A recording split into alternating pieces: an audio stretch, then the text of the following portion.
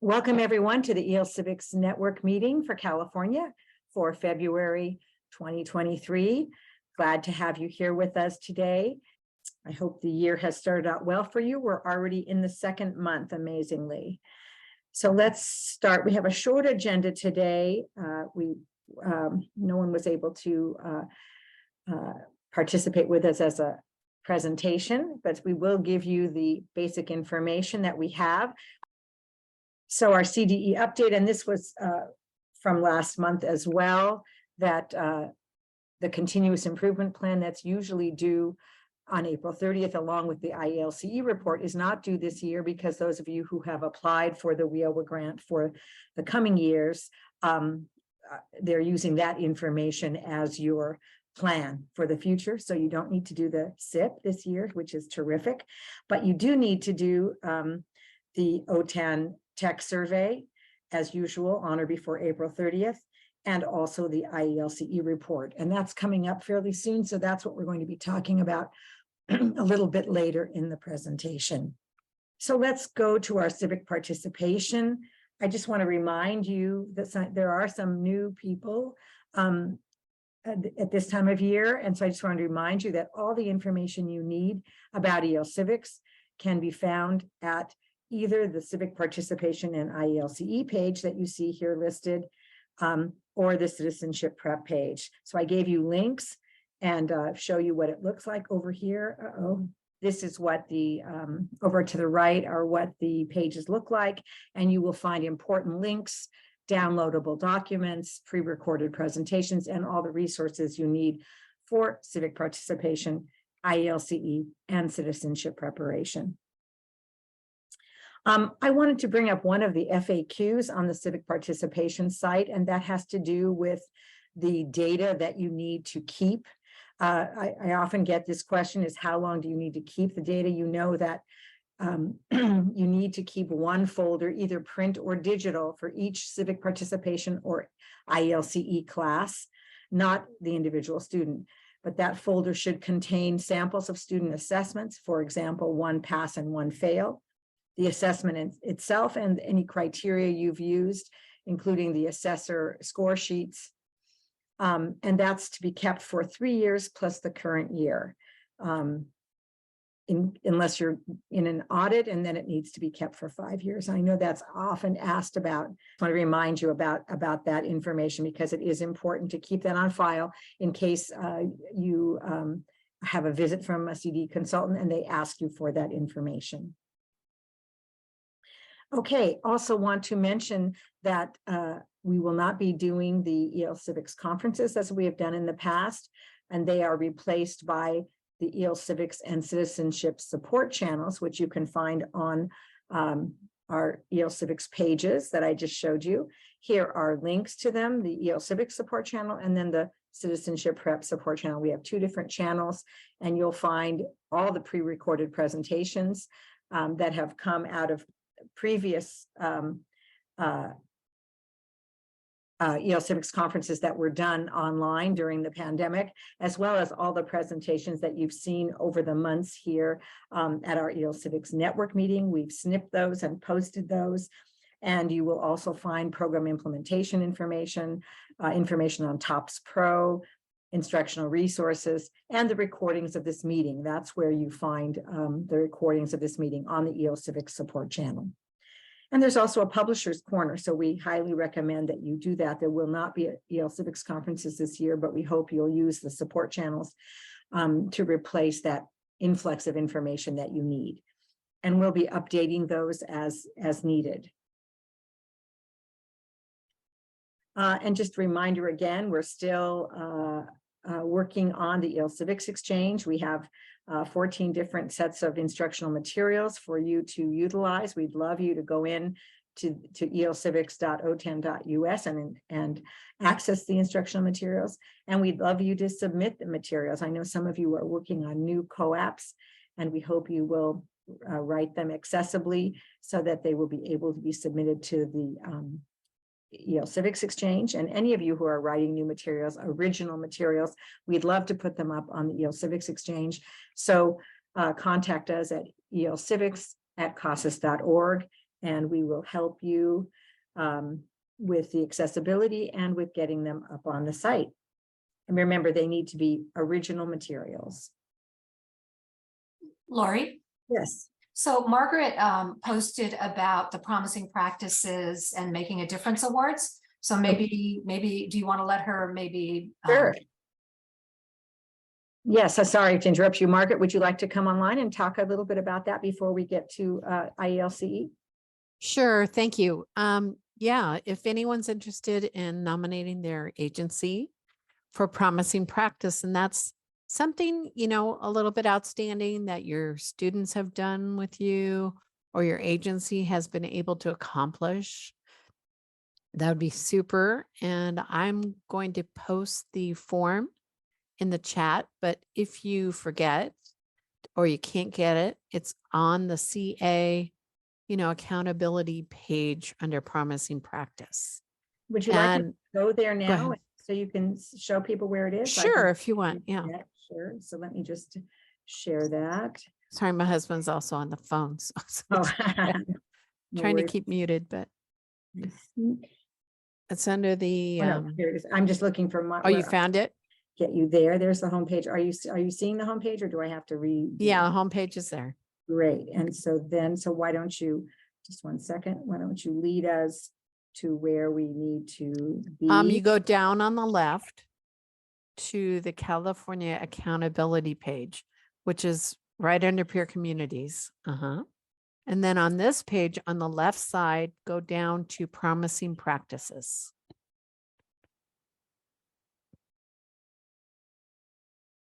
And there is a form right there. It's a generic form and it's good for any year. So we have that constantly on there. You just download that. If you need a Word version, just let me know. But Okay, great. And you can also see the promising practices for past years if you want to get an idea of the kinds of things that people have submitted in the past. And we would love you to submit your agency for any promising practice so we can acknowledge your great work. yeah, CDE would really like to acknowledge good agencies and good practices. So that's the point of it. We'd love to have your nominations. Thanks. Great. And I'm just going to go now to the civic participation page. Again, hopefully you're seeing that. Let me just, are you seeing that? And just to show you where the EL Civics support channels are over here on the left-hand side of the EL Civics page. Let me just make sure that you're seeing that. I think you are. Yes. And so at the EL Civics support channel is where you will find the slides. Oh, I'm sorry, not the slides, but the recording of today.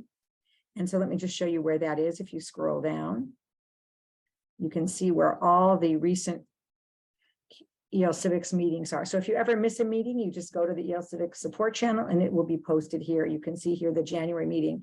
The slides I send to people who are on my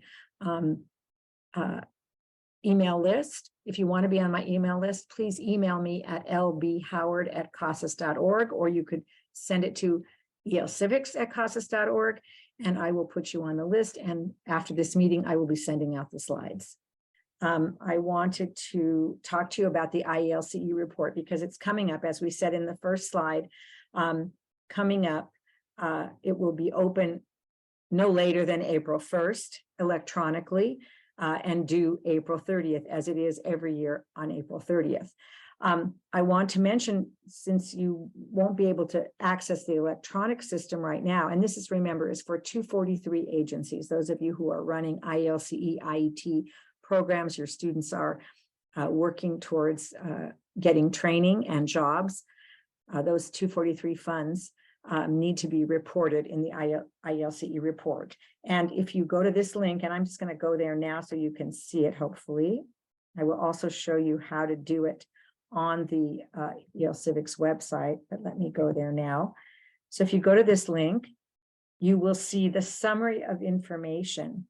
So this basically are all the questions that will be on the report, the electronic report. So you can use this page to start now and gather all this information so that when it does open electronically to you, you can just go from the Word document you've created to gather all this information and just cut and paste it. Most of it, I would say 80% of it can be cut and paste into the items, and that will give you a real big head start. And we're going to talk about these items a little bit more today, but so this is the newest version of the report. And just to show you while we're here, these are going to be updated, but when they are updated, you will be able to access the past reports for your agency if you want to see what was submitted before. You should have received, those of you who work in IELCE 243 funding, the person who submitted the report last year should have received a copy of your review and any information about continuous improvement for your report. So you should certainly look at your past report and your past review to see the kinds of changes you can be making now this year, and also reporting on when you do the report that's due on April 30th. So again, the report will be the same as the previous year, except for the addition of 2 questions. There are 2 questions in program coordination that we've added just to help you give a fuller picture.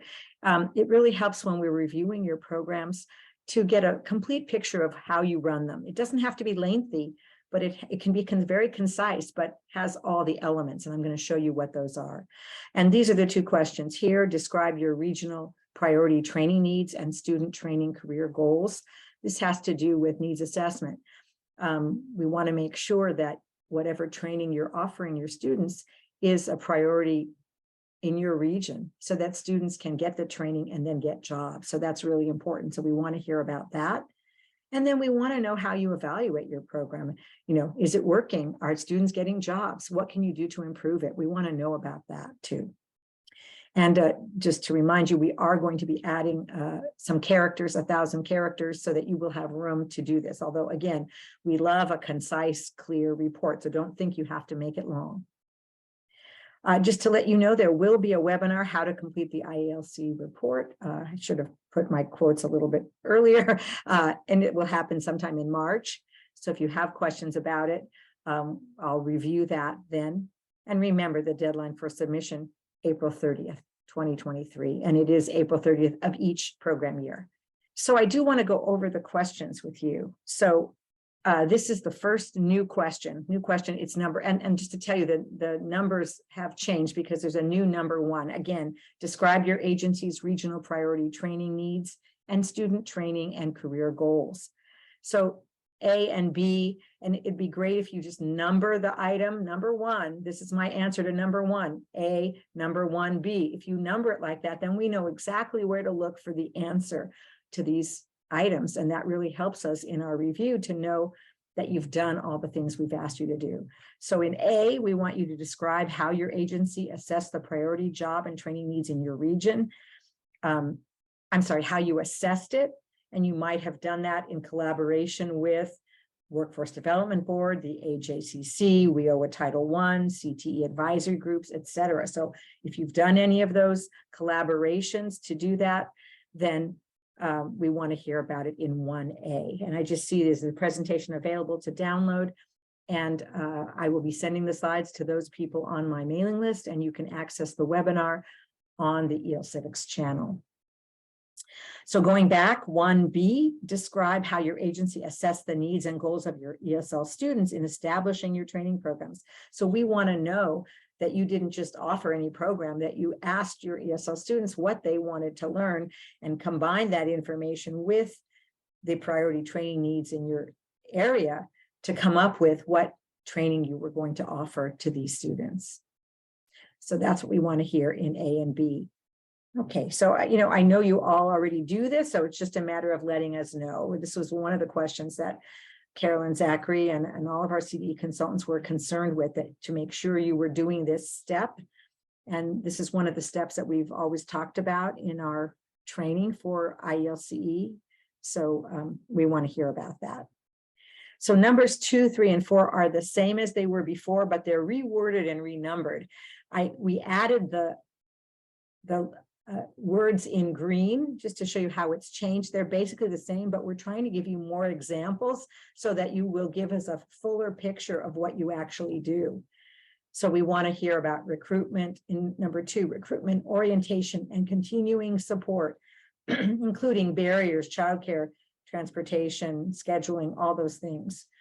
Whatever would be how you would give continuing support to your students.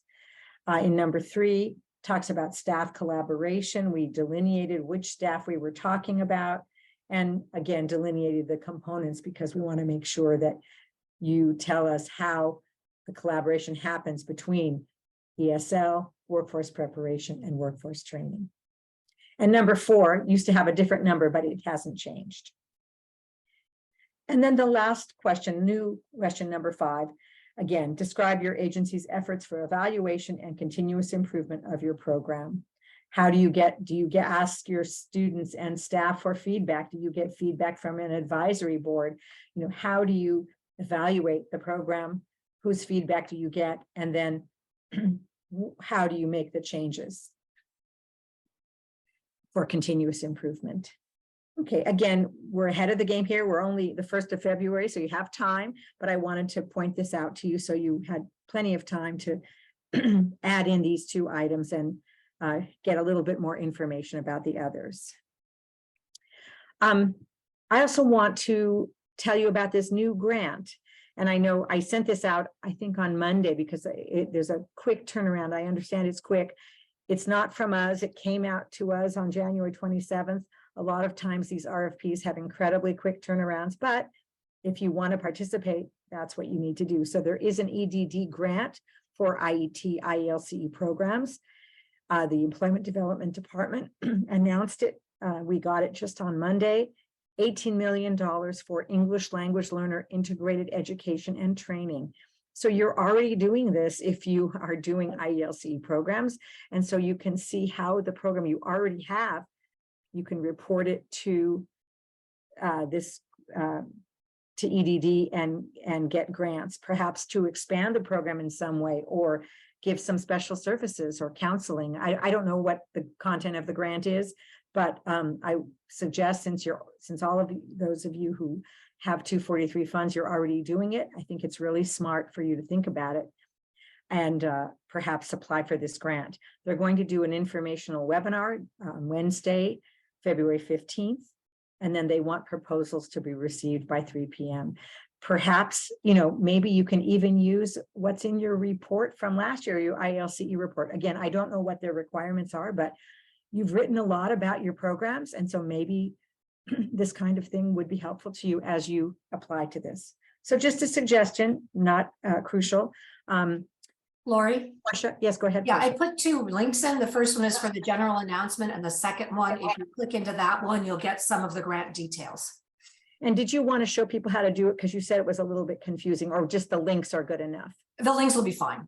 Okay, so I did put the general link here, but and Portia was kind enough to do some digging and find the actual links to the actual things, because the first link, it's a little bit hard to, you're at the very surface level of it. So use the links that Portia put here, and I will save the chat. Okay, Cit Prep. Now we're ready for Portia to tell you about Cit Prep. Thank you, Portia. Thanks, Lori.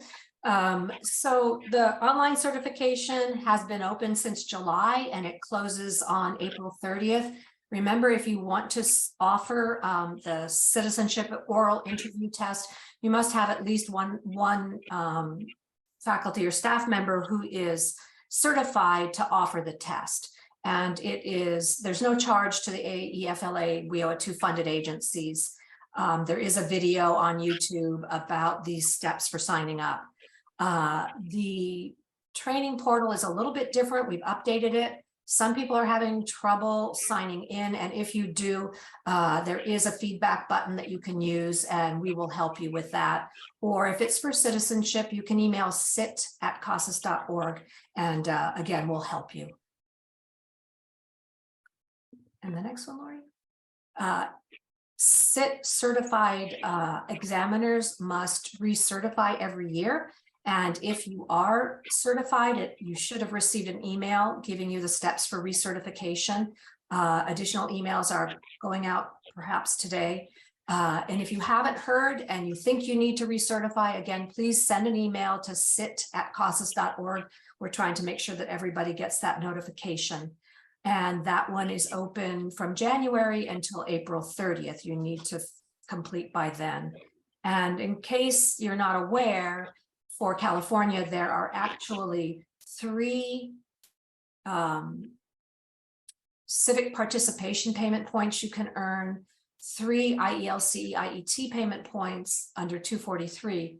The 2 citizenship payment points are in addition to the ones that are done with your COAPs. So you can get 1 payment point for the citizenship interview test, which is the one that most people use with their citizenship enrollees.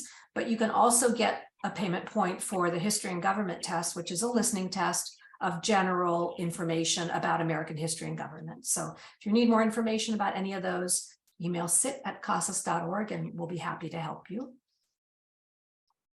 And one more, Lori.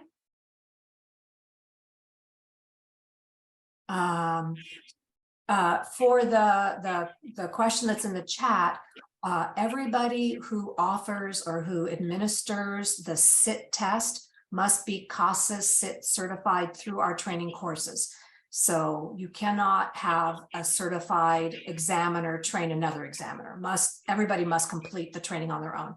It's pretty nuanced, and we want to make sure that it's being scored consistently by everybody who is doing that.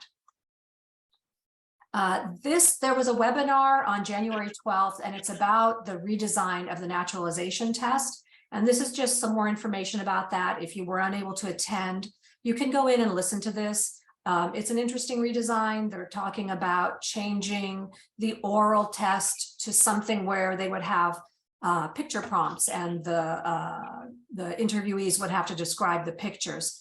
I don't think anything is finalized yet, but as it says on this slide, they're going to have about 1,500 individuals do some field testing for these, and they will be looking for what they say are volunteer CBOs. But they did clarify in the webinar that when they say CBO, that does include our adult education programs, whether they're adult education or non-credit community college. So if you're interested in that, you can send an email to their website. Through the website, you can send it, but I think they're also going to be sending out calls for participation later on. So then I want to just go back here. We had one question, just can you talk about how long the certification lasts? Because I think that's what one of the questions was. Yes, when you originally certify between July 1st and April 30th, you get a 1 to 1.5 year period of certification, depending on when you completed it. You get a full year minimum. And then after that, you have to recertify every year. And because your certification expires on June 30th, let's say that you were certified through June 30th, what will happen on July 1? You're no longer certified to be able to offer that test between July 1st and the following year. So we send out notification, you'll recertify now, and then you'll be eligible for the next program year. And the certification training is a little bit longer. It takes about 4 to 6 hours. And if you really take your time and use all of the information that's provided for you, you should be able to easily finish within 4 hours. And then the recertification takes, I would say at maximum 2 hours. And just to also another thing, when you're doing the certification, you cannot collaborate with anybody else. You cannot be working with another person, answering questions together and submitting the same responses. You must do this individually. It is an individual training because we have to make sure that every person who is administering the test is trained and able to correctly and accurately score these. They are high stakes tests. You receive payment points for them. So we need uniformity in this. Thank you for reiterating that, Portia. And I noticed that Jennifer posted a few links. Jennifer Gagliardi, would you like to tell us about the links that you posted? Hi, hey everybody. is the video from USCIS that was in the webinar, and also have slides. Also, another link that's in the link is about the fees that are going up. The fee for naturalization to go up $25 or $35, and it's going to include the biometrics fee. So where they don't have a date set for the fee up, the heavy lifting for the fees going up are going to be for visas and things like that, but they want to keep the fees for naturalization low.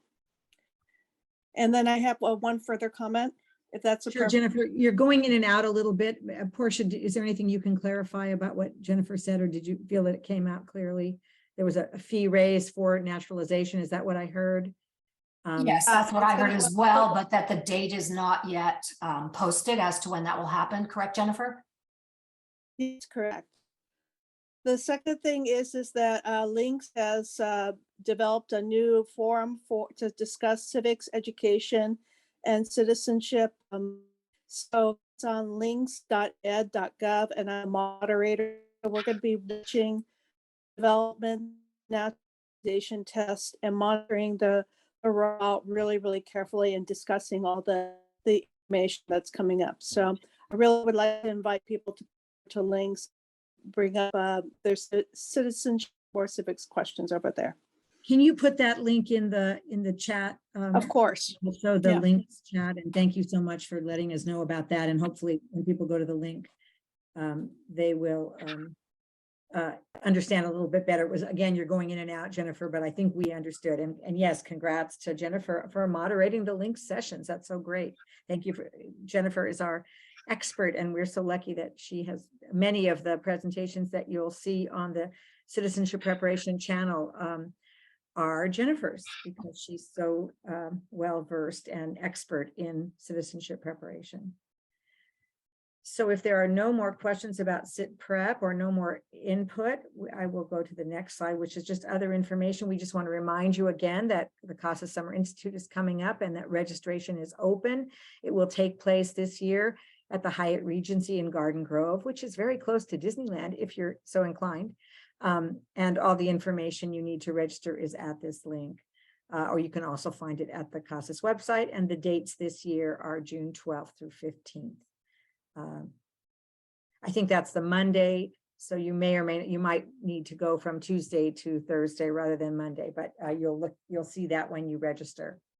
And I just want to let you know that the upcoming civics meetings are March 1st, April 5th, and May 24th. They are all posted on the caadultedtraining.org for you to register.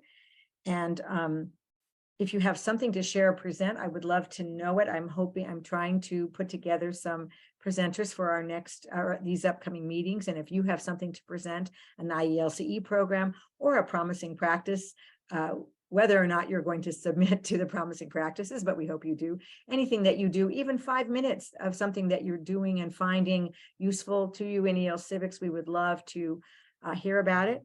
And Margaret also put on the chat, TDLS is March 3rd and 4th, in person in San Diego and virtual. Thank you so much for letting us know that. Maybe if you have a link, Margaret, that would be great. It's free of charge too. It's free. Yes, it is. And EL Civics EL Civics Exchange is going to be presenting 3 different workshops. General information about the EL Civics Exchange. And then Margaret, would you like to tell about the other 2? I believe Sandra Watts, I don't know if she's here. She's going to present on Saturday morning. And Portia and I, about how she submitted to the EL Civics Exchange, right? How she developed. yes. Yeah. And then Portia and I will follow that up with another presentation about how we can, we're going to show you basically how to help your agency get 508 compliance with your materials so that you could work on those and then submit to the EL Civics Exchange as well. And just to say, the community colleges are required to be 508 compliant. The adult education agencies aren't yet, but we should be compliant and we should be working towards that. So any new materials you are working on at your agency should be 508 compliant, and then would also be able to be submitted to the EL Civics Exchange. Margaret? Now, people may not know what 508 compliance is, but it has to do with accessibility, so that people that have a screen reader, things like that, can easily follow either your Word document or your PowerPoint or your PDF. Right, so that they can access it even though they might have visual issues. Yeah, hearing, sight issues like that. Yeah. Right, so we're trying to make our materials accessible to all of our students and fellow teachers and anybody who's going to be looking at them or listening to them. And so it's very important that we make them 508 compliant, as Margaret said, and then also you can submit to the EL Civics Exchange because we require that 508 compliance on our site.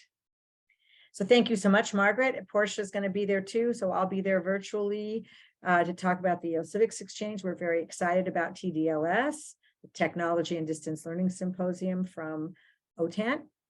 And I think we've come to the end of our meeting. I think that's it. Remember, our next meeting is March 1st. And if anything happens between now and then of importance to you, I will be sending you that information.